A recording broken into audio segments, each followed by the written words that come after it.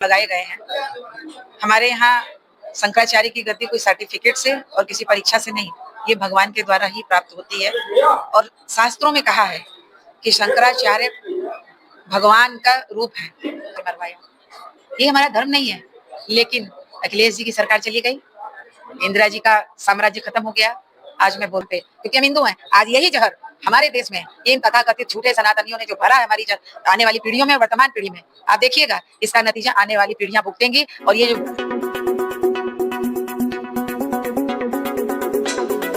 नमस्कार, मैं साक्षी, आप देख रहे हैं जयदेश न्यूज। इस वक्त मौजूद हूँ श्री विद्या मठ। ये हमारे साथ यहाँ की जो शंकराचार्य अभिमुक्तेश्वरानंद की शिष्या है पूनम जी, हम उनसे जानेंगे जो ये प्रकरण चल रहा है इसके मुद्दे में उनका क्या विचार है। सबसे चलते पूनम जी से। पूनम जी, बहुत बहुत स्वागत है। बात करें कि ये जो प्रकरण चल रहा है शंकराचार्य स्वामी अभिमुक्तेश्वरानंद जी, क्या कैसे इस नजर को देखती है इस प्रकरण को?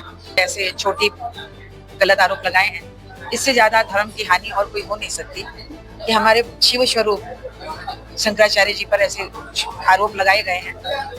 हमारे यहाँ शंकराचार्य की गद्दी कोई सर्टिफिकेट से और किसी परीक्षा से नहीं, ये भगवान के द्वारा ही प्राप्त होती है।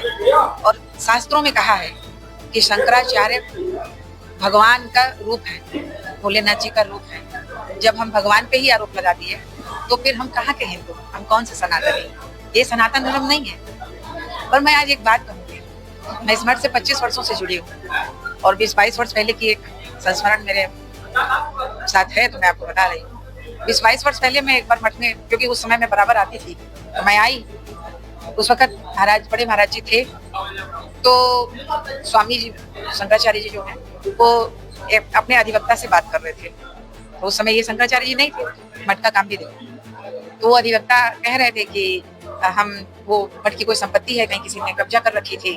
तो उन्होंने, वकील साहब बता रहे थे कि वहाँ महिलाएं आ जाती हैं तो लड़ाइयाँ करती हैं, खाली नहीं हो रहा है ऐसे। क्योंकि मैं राजनीतिक क्षेत्र से भी जुड़ी हूँ, तो मैं उस समय आयु भी कम थी, जोश भी था। तो हमने महाराज जी से कहा, मैंने कहा स्वामी जी आप कहाँ जमीन है बताइए ना, हम भी अपनी महिलाओं को लेके जाएंगे और खाली कराते हैं, हम भी लड़ाई करेंगे वहाँ, और अगर उनके यहाँ से कोई पुरुष आएगा तो हम लोग भी आरोप लगाएंगे। महाराज जी का वो शब्द मुझे आज तक याद है और मैं उसको अपने जीवन में आत्मसात करके चलती हूँ। महाराज जी ने कहा कि पूनम जी, आप राजनीति में जुड़ी हैं, सब कुछ करिए, लेकिन कभी किसी पर महिला होने का फायदा उठा के आरोप मत लगाइएगा, क्योंकि इससे ज्यादा घृणित कार्य कुछ हो नहीं सकता। किसी का चरित्र हनन मत करिएगा कभी भी जीवन काल में। मैंने बोला ठीक। मैं उस बात को आज तक अपने जीवन में लेके चलती हूँ।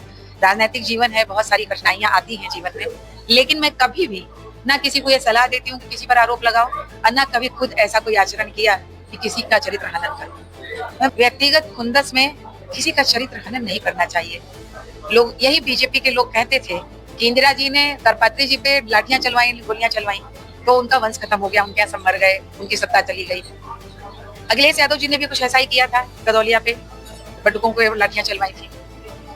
और अब प्रयाग में भी मुख्यमंत्री जी ने बटुकों की शिखा खिंचवाई, मारा, जूतों से मरवाया। ये हमारा धर्म नहीं है, लेकिन अखिलेश जी की सरकार चली गई, इंदिरा जी का साम्राज्य खत्म हो गया, ने भी लोगों ने ये किया, उन सब का भी यही दशा होगा।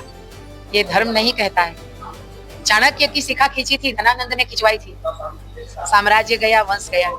आप कह रही हैं कि जो है विपक्षी, लेकिन विपक्षी तो जो है शंकराचार्य अभिमुक्तेश्वर उनके साथ खड़े हैं, इसको क्या कहेंगी तब आप? मैं कार्य प्रणाली की बात कर रही हूँ। खड़े हैं, अखिलेश यादव जी ने माफी मांगी, इंदिरा जी के परिवार के लोगों ने माफी मांगी, स्वयं उनके परिवार से लोगों ने आके माफियां मांगी, नाक रगड़े हैं।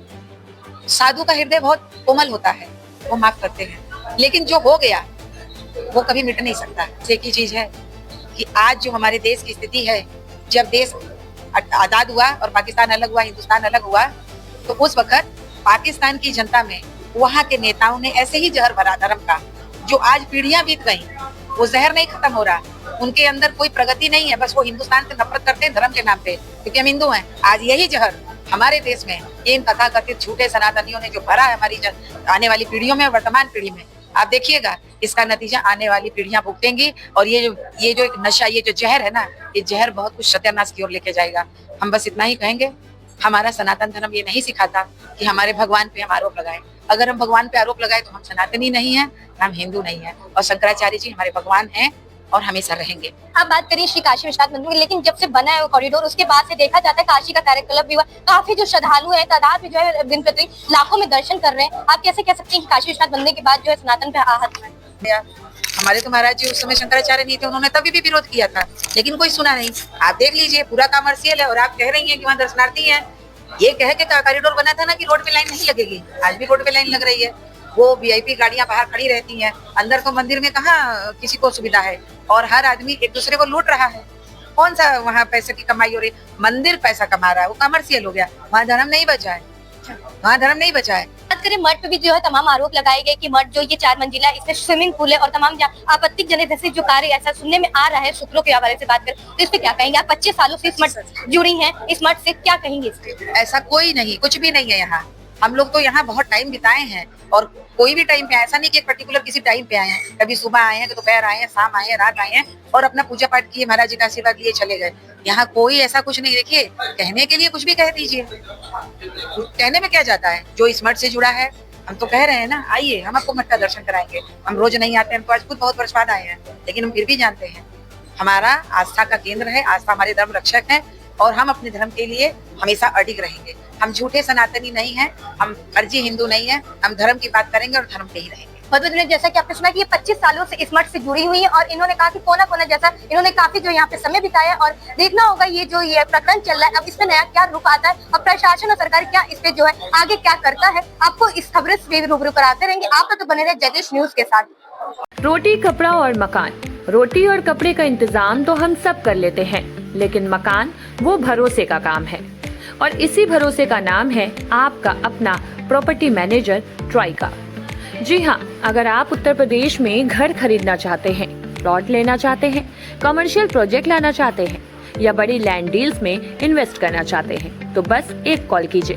Call Trika 8101108108। Trika Tri energy prop solution private limited पिछले 10 सालों से यूपी में भरोसे के साथ काम कर रही है। एक प्रोफेशनल प्रॉपर्टी मैनेजमेंट कंपनी जिसकी कमान संभाल रहे हैं 24 साल का रियल एस्टेट एक्सपीरियंस रखने वाले प्रशांत मिश्रा। ऑथोराइज्ड प्रॉपर्टी हो, रेजिडेंशियल हो, कमर्शियल हो, हाउसिंग डेवलपमेंट प्रोजेक्ट हो या बड़ी लैंड डील, ट्राइका देता है आपको सही सलाह, सही प्रॉपर्टी और सुरक्षित निवेश।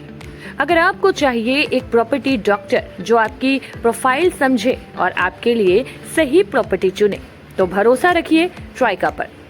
लखनऊ के विभूति खंड में स्थित ऑफिस से पूरे लखनऊ और पूरे उत्तर प्रदेश में आपका अपना प्रॉपर्टी मैनेजर, तो देर किस बात की?